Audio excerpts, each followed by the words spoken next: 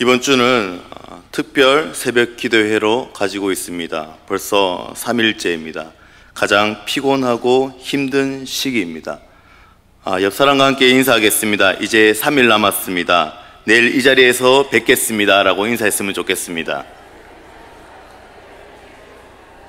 은혜의 자리에 함께 합시다. 다 함께 인사했으면 좋겠습니다. 그리고 격려하면서 내일 이 자리에서 뵙도록 하겠습니다. 오늘은 나는 어떤 사람입니까? 라는 제목으로 하나님의 말씀을 나누려고 합니다. 우리는 늘 남을 얼마나 비판하고 살아가는지 모릅니다. 남을 비판하고 정죄함의 결과는 불행입니다. 그 비판의 말은 마치 예수님께서 십자가에 매달려 계실 때에 로마 병정이 했던 것처럼 상대편에게 돌과 채찍과 창으로 공격하는 것과 마찬가지입니다. 아프게 합니다. 상대편을 상처를 줍니다. 그리고 죽일 수도 있습니다. 비판은 결국 심판과 같은 말입니다.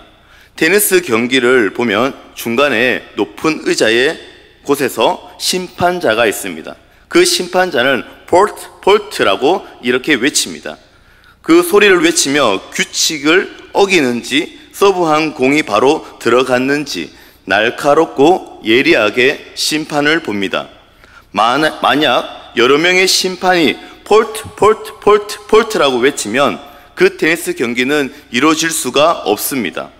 우리의 삶에서도 테니스 경기처럼 잘못된 것을 지적하거나 정죄하는 사람들이 많이 있습니다. 그래서 관계가 나빠지거나 어려움이 생깁니다.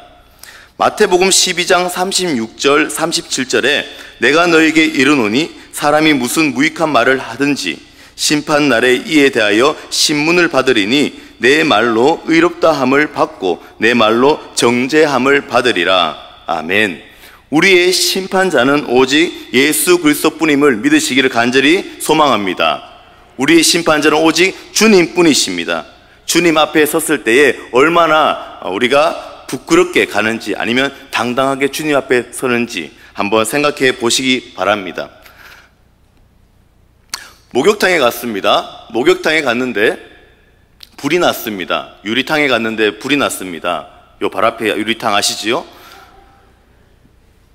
옷을 다 벗고 있는데 갑자기 불이야 라고 소리가 났습니다.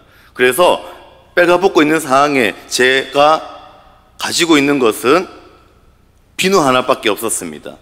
또는 세숫대 한 개가 있을 수도 있겠지요. 그런데 나가려고 보니까 가릴 곳이 한두 곳이 아닙니다. 그런데 입구에서 보니까 MBC 뉴스부터 시작해서 KBS, TBC 방송부터 여러 가지 방송, JTBC부터 시작해서 방송국의 보도 차량이 어마어마하게 앞에 있는 것입니다. 여러분들은 마지막에 나갈 때에 어디를 가릴 것입니까? 성가된 얼굴이 미남 미녀들은 얼굴을 가린다고 합니다.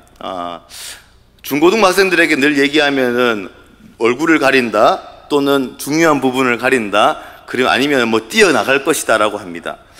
우리가 살기는 사는데 구원은 받기는 받았는데 우리가 하나님 앞에서 최후의 심판에 있을 때에 떳떳하게 당당히 옷을 입고 주님 앞에 서야 되지 않겠습니까?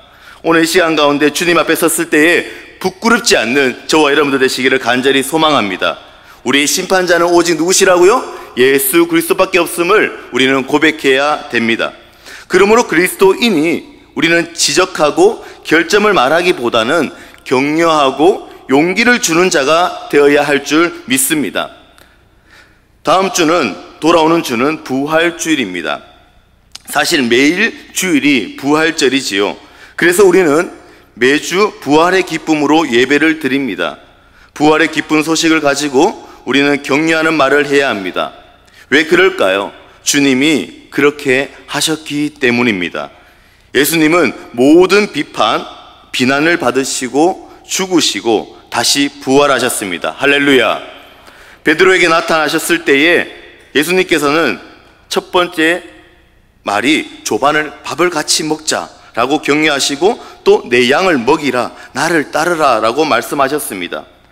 예수님의 부활의 기쁨을 맛본 사람은 격려하는 자가 되어야 합니다. 예수님께서도 십자가에 매달리시기 전에 베드로는 제자였음에도 불구하고 예수님을 부인하고 도망갔던 배신자라고 할 수 있습니다. 그러나 주님께서는 베드로에게 너 그때 왜 나를 부인하고 도망갔어? 이 나쁜 놈아라고 잡아서 때리는 것이 아니라 잘못을 캐묻지 않으시고 오히려 격려하고 함께 밥을 먹고 내 양을 치라라고 하셨습니다. 예수님, 부활 전에는 그냥 예수님에게 따르는 펜과 같은 자였다면 부활 이후에는 주님을 만난 베드로는 참 제자로 살아가게 됩니다. 그렇듯 부활의 영은 격려해 주는 것이고 삶이 바뀌어지는 것입니다. 부활의 예수를 믿고 사는 사람이라면 심판자가 아니라 오히려 격려자가 되어야 합니다. 부활절을 맞이하여 우리는 남을 비판하고 잘못을 캐묻기보다는 격려하고 용기를 주는 자가 되어야 될 줄 믿습니다. 창세기 2장 18절을 보시면 돕는 배필이라는 말씀이 나오지요. 인간은 혼자 살 수가 없습니다. 하나님께서 사람을 만든 목적 중 하나는 서로 격려하고자 하는 것입니다. 그리고 사람은 격려받고자 하는 본능이 있습니다. 중고등부 아이들에게 이렇게 이야기합니다. 전도사님 앞에 와서 전도사님 저 왔어요 라고 이야기합니다.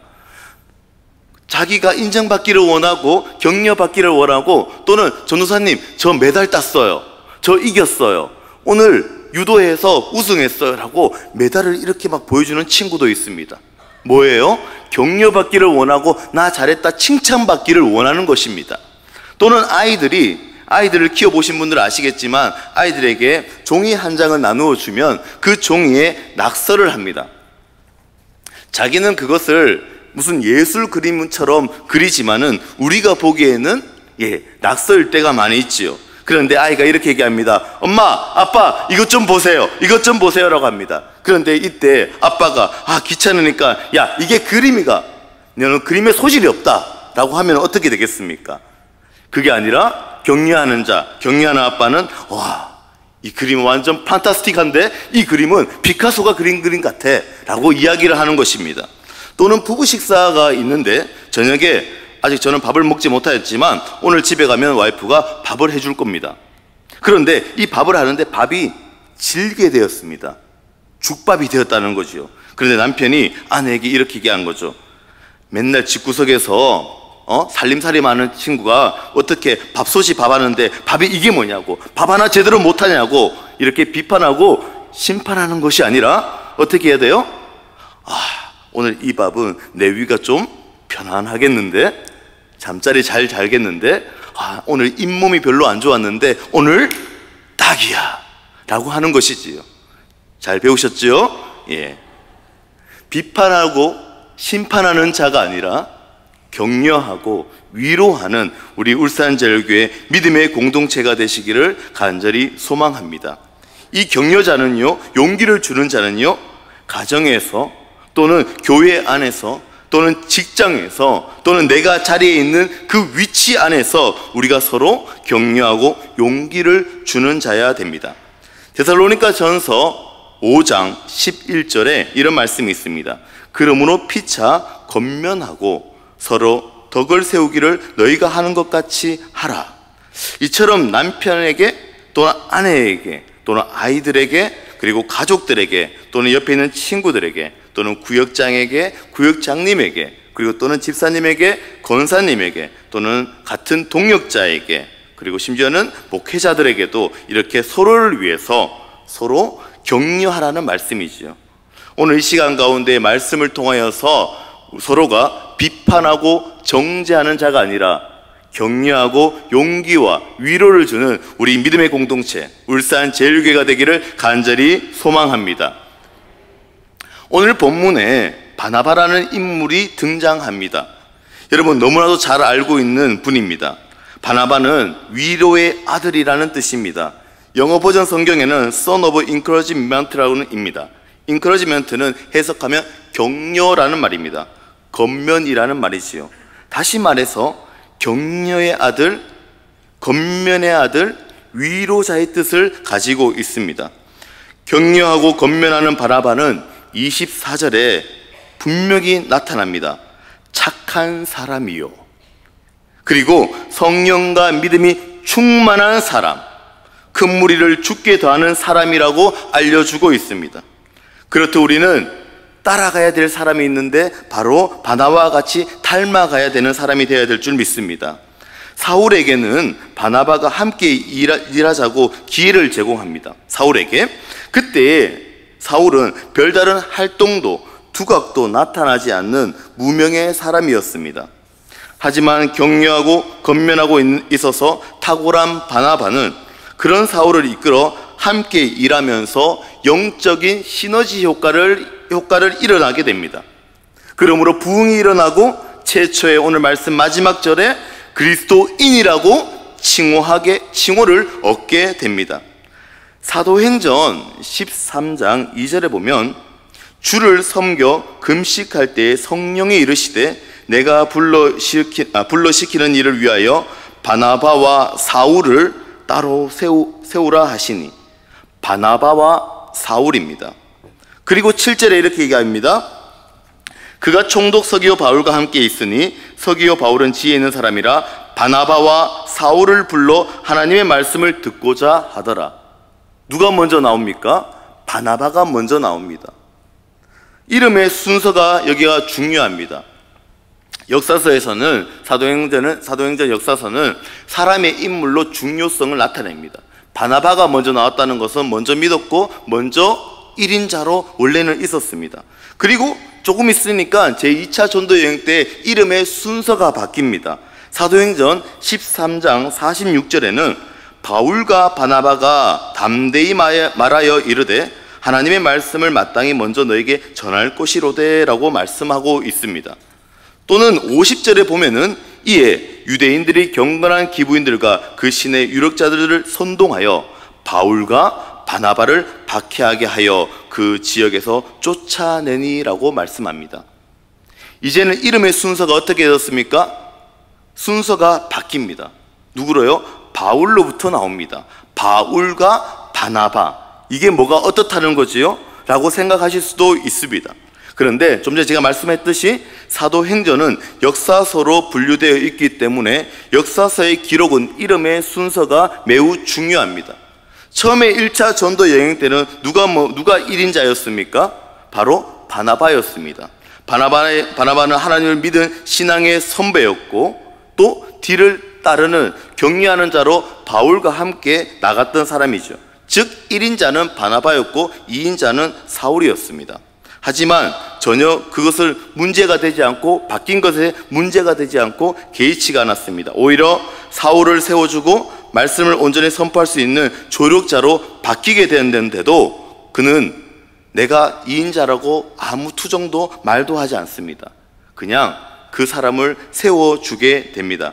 내가 믿음의 생활 오래 했다, 내가 몇 년 했다 이런 것이 중요한 것이 아니라 다른 사람을 믿음으로 세워주는 바나바처럼 우리는 다른 사람을 믿고 세워주는 격려하고 용기를 주는 자가 될 줄 믿습니다.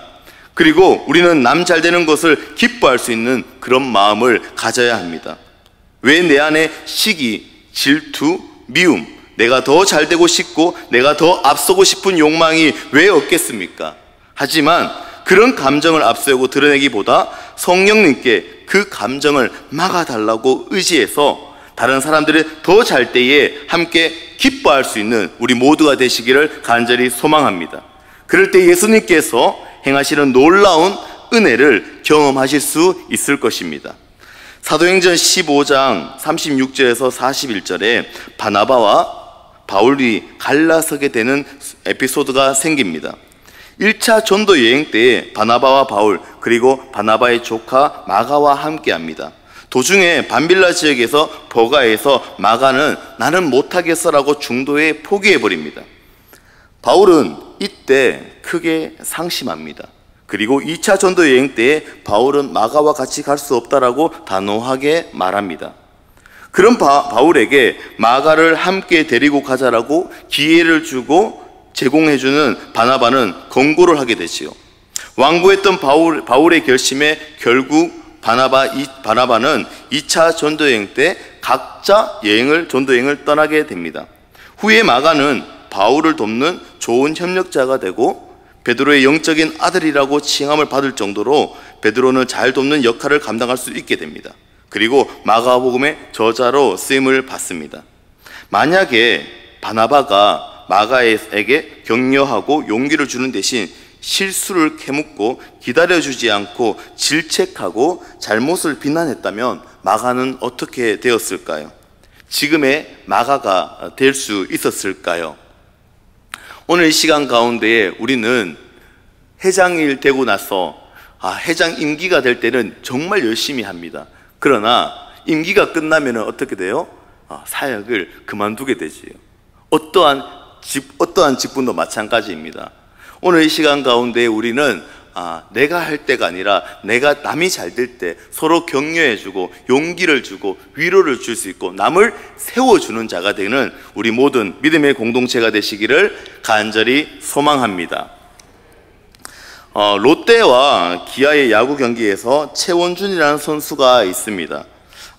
최원준 선수가 3번의 만루 상황에서 안타를 한 번만 치면 경기가 끝이 나는 순간이었지만 번번이 아웃이 됩니다. 결국에 연장전 11회 말까지 가게 됩니다. 계속해서 기회를 놓치고 어정쩡한 스윙으로 자신감을 잃은 최원준이라는 선수가 있습니다. 그럴 때 김기태 감독이 괜찮아 자신 있게 쳐라고 용기의 말을 한마디 합니다. 그렇게 해서 마지막 연장전 11회가 됩니다. 그때에도 똑같이 최원준 선수가 타석에 서게 됩니다. 여러분 어떻게 되었을까요? 보셨나요? 영상 보시겠습니다. 그리고 이어지는 타석이 바로 돌풍의 근원지 최원준 8번 타자인데 떨어지는 공을 따라갔습니다. 높은 바운드의 타구를 2루수 번즈가 잡아서 1루에 잘로 말로. 손흥민 선수가 살짝 좀 당황해하는 듯한데요. 2사의 말로 치료했습니다. 밀려 맞았고 파울 지역에 떠올랐습니다. 3루수.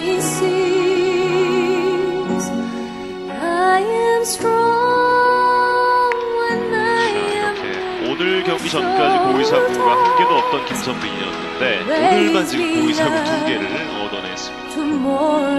자신있게 치라고 이야기하네요. 예. 짧게 때리는 게 아니라 자신 있는 스윙을 했습니다.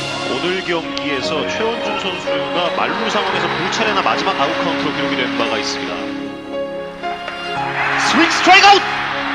손승락이 귀중한 아웃 카운트 한 개를 삼진으로 잡아내고 있습니다.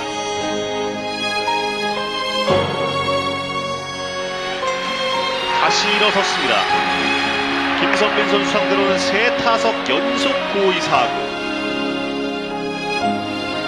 오늘 최원준은 만루 상황에서 4번째로 타석에 섭니다. 들어가고 오른쪽! 이 승부를 끝내요! 당장 넘어갑니다! 끝내기 그랜드슬램 최원준! 최원준이 그 안에 한을 풀듯 그대로 그라운드 전체를 넘겨버렸습니다. 최원준의 끝내기 그랜드슬램.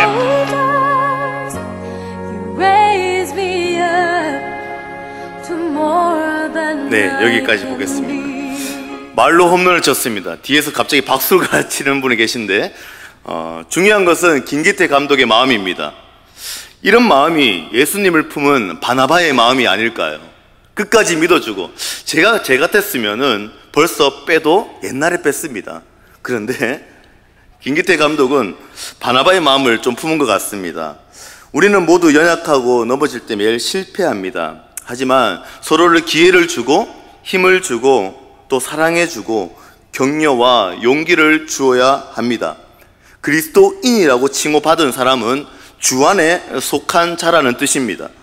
교회 안에 들어와 있지만 마치 탕 안이 뜨거워서 발 한쪽만 넣고 그리고 발 한쪽만 넣고 있는 상태에서 나 지금 목욕하고 있다라고 말하는 것처럼 지금 우리 그리스도인이라고 하면서도 주 안에 속해 있지 않고 걸쳐만 있는 사람들이 얼마나 많이 있을까요? 우리는 모두가 주 안에서 깊숙이 빠져있는 참 그리스도인으로 살아가는 우리 모두가 격려하고 용기를 주는 우리 모두 공동체가 되시기를 주님의 이름으로 소망합니다. 말씀을 맺겠습니다. 히브리서 3장 13절에 오직 오늘이라 일컫는 동안에 매일 피차 권면하여 너희 중에 누구든지 죄의 유혹으로 완고하게 되지 않도록 하라. 여기서 중요한 말이 있는데 오늘과 매일 권면이라는 말이 있습니다. 쉽게 얘기해서 오늘 권면하라. 다시 얘기해서 매일매일 권면하라. 히브리서 3장 16절의 이 말씀을 가지고 오늘 이 시간부터 내일부터 용기를 줘야지가 아니라 오늘 나가실 때에 옆에 있는 사람에게 당신의 얼굴은 분이엘의 얼굴 같아요. 당신은 왜 이렇게 빛이 날까요? 또 옆에 사람에게 격려하며 용기를 줄 수 있는 저와 여러분들 되시기를 간절히 소망합니다. 조정민 목사님의 사랑의 선물이다 라는 책에 이런 글귀가 있어 소개합니다. 한 사람 때문에 많은 사람이 기뻐합니다. 한 사람 때문에 숱한 사람이 슬퍼합니다. 한 사람 때문에 그 사람 목숨을 건집니다. 한 사람 때문에 여러 사람 목숨을 잃습니다. 그래서 한 사람이 중요합니다. 나는 어떤 사람인가요? 나는 지금까지 어떤 사람으로 살고 있었습니까? 어떤 사람이 되고 싶습니까? 깊이 생각하시며 오늘도 옆 사람에게, 가족에게 격려와 용기를 아끼지 않는 저와 여러분들 되시기를 간절히 소망합니다.